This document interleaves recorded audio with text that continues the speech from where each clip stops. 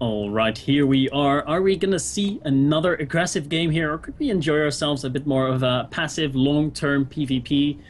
I don't think I've seen many long-term PvPs recently. I was watching Pro League this morning, and it was 1/2 base styles PvP over and over again. A lot of same strategies, a lot of the same openers were going down at the same time. So my hopes are very high, but realistically, it's probably going to be another short game. Yeah, I'm not expecting anything too crazy here, but, well, we are on Akalon Waste, guys, spawning in the top left position as our red Protoss player went for the very, say, cheeky build in game number 1, maybe able to secure an early lead that, well, you know, he gave him a lead in the series now, and that's all that counts. It is MVP's TAiLS. And spawning in the bottom right position, our German Protoss player coming in from Team Alternate.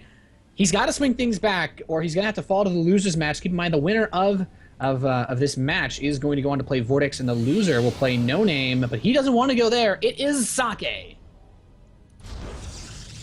Yep.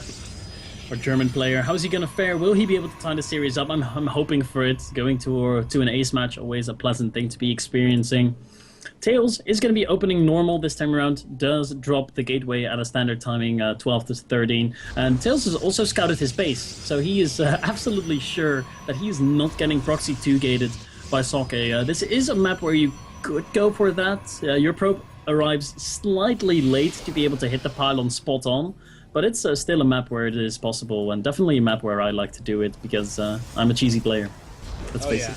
I proxy 2-gate all the time PvP. This is my favorite map to do it on, because you just go right to that cliff space, boom. If you can't get out to your opponent's base, but I don't think neither of our players are going to do anything quite so cheesy. Cybernetics cores are coming in, and you know what? They're pretty standardly timed this game. We're not going to see that super crazy fast attack from TAiLS. He can still save up his chrono boost and go for a big gateway pressure, but since both players have gotten normally timed gateways, they got their normally timed double gas. Second gateway coming up for TAiLS, excuse me, for Socke. This is looking pretty much exactly like the way that he opened up in game number 1. He does have a pretty fast 3 probes on each gas, though, so we could see him go for double stalker with Mothership Core poke, which is kind of one of the more popular ways to open that. It's that 3 stalker rush we saw from Wings of Liberty with the Mothership Core added in for extra DPS. You know, what's also a popular build is I think that's the build what TAiLS is doing right now. Is he actually going to drop the Nexus? Yes, he is going to drop the Nexus with a super early Mothership Core. This is realistically the earliest Mothership Core you can have out on the field. As you can see, it's going to be even earlier than the Mothership Core that Socke started on the other side of the map. Or actually, they popped out around the same time, so not too much of a difference. Both players getting Mothership Core first, so they're going to be accumulating a lot of energy, and especially for TAiLS, that energy is going to be oh so vital, because he's going to need it to defend that pretty early Nexus that he has down.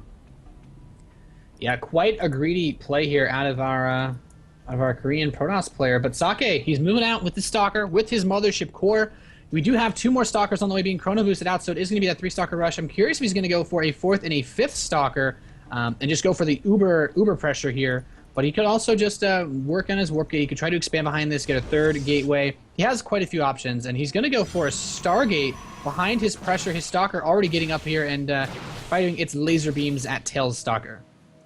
The Mothership Core is going to be bumping into each other here, saying, hi, I didn't expect you here. No, I didn't expect you here either. Socke, has he seen the Nexus? Yes, he has seen the Nexus, so he knows it's an expansion build out of his opponent. Probably wishing that he would have created Stalker 4 and 5 right now and delayed the Stargate a little. Oh, TAiLS, what are you doing? Your Mothership Core is completely naked here, and it is going to go down. The Mothership Core going down. That is huge, but it does get a Stalker in return. That's going to keep TAiLS safe for a few more seconds, and that would buy him enough time. He now has the sentry there. His warp gate research is about to finish up, and of course that photon overcharge is going to be going strong for another 30 seconds. Yeah, as almost a clutch play there, being able to use that photon overcharge. If he didn't get that off, that leaves him so much more vulnerable to pressure. This Mothership Core of Socke running into the main base. It looks like he might try to poke away probes, scout, and then use recall to get itself out of there. It will recall now, so he'll be able to safely keep that together. He's going to add on a couple of gateways. We do have oracles on the way, interestingly, from Socke. He's getting his own Nexus up, though, and this is him saying, okay, I'm kind of accepting that I'm going to be a little bit behind in economy because you did get the Nexus so early, but I'm not going to go all in. I'm not going to play from a really far behind position like I did in game number 1. And this Oracle could be a game changer right now for our German Protoss player. It could be a game changer in two ways, really. If it does nothing, TAiLS is going to be incredibly far ahead, and Socke is going to have a very difficult time. But on the other hand, this Oracle could do a lot of damage. For example, killing 6 to 10 probes would be significant, very significant damage, and it could put Socke very far ahead. Just getting, actually, he's going to commit to a second Stargate and Phoenixes. Wow, wow, wow, wow, wow. Very, very interesting way to play. Now the first Oracle is heading into the natural mineral line, targeting down 2 probes so far, not yet able to get a third or anything like that. He's just going to back off. He still has a good amount of energy saved up on that Oracle. He can go for pressure later. TAiLS hallucinating a Phoenix to go around and scout. Now, finding these Stargates is going to be so important. Socke actually really wants to kill this hallucination, even if he knows, it's not real, it can't kill anything, it can't lift anything, but he really does not want it to know about that Stargate. He's actually not even choosing to use his own Phoenix to kill that hallucination. That's how much he wants to make sure that this doesn't happen to him.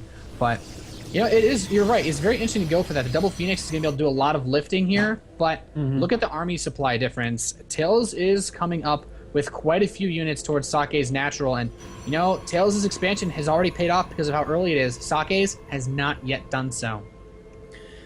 You're right, and Socke was hoping for TAiLS to go for an early Robo, which is exactly what the Void Rays and the Phoenix are good against, but there is no Robo down yet. It's just massive gateway play out of TAiLS, and that's exactly what you want to have against an opponent who's taking a risk and going for double Stargate off of 2 bases and has a few Phoenix and has no Void Rays out on the field yet. The Photon Overcharge has been forced, and the Mothership Core of Socke has been killed off, so no second Photon Overcharge will be able to go down, and in about 30 seconds, TAiLS is going to have, how many? 5 gateways, I believe, operational. That's a scary amount. He's got a lot of infrastructure set up. He's actually going to push in. The Phoenix are trying to do what they can, lifting those units up, and he's actually going to be able to draw away a lot of these Stalkers now. Using that lift just kind of takes them out of the game in 2 ways. Of course, they can't fight, but the Stalkers also do a reasonable amount of damage and lets the Stalkers in the back deal damage, but now here comes some Void Rays from Socke. He does have 1 Void Ray. He will have access to that prismatic alignment. If TAiLS overextends at all, you can go for the alley-oop, basically, just lifting up with the Phoenix and then having the Void Ray cook him in the air. But he actually doesn't have any energy right now for any lifts. No, he's going to have 1, maybe 2 lifts for the next engagement, and that's going to be it. So he has to use them very wisely and at the right time. The reinforcements are coming in here for TAiLS. He's going to have a very scary amount of Zealots, 10 Zealots and 12 Stalkers. In come even more Zealots, another warping round of 5 going down. So now 15 Zealots and 12 Stalkers with the Mothership Core backup going to be poking in here. No follow-up behind this for TAiLS. He has to basically kill his opponent with this, or the Void Rays are going to get too high in number. The Void Ray is going to be the first unit that gets focused down. The Stalker's getting lift up in the air, but are the lifts going to be able to do enough? There's so many Zealots on the field for TAiLS. The Void Rays, of course, not doing any kind of bonus damage to the Zealots, so they're trying to focus down the Stalkers, but there's just so many and they keep on coming. TAiLS, I think he has overrun his opponent here. Yeah, there's just so much red in this natural. Socke will have to GG, and TAiLS is going to take the quick 2-0.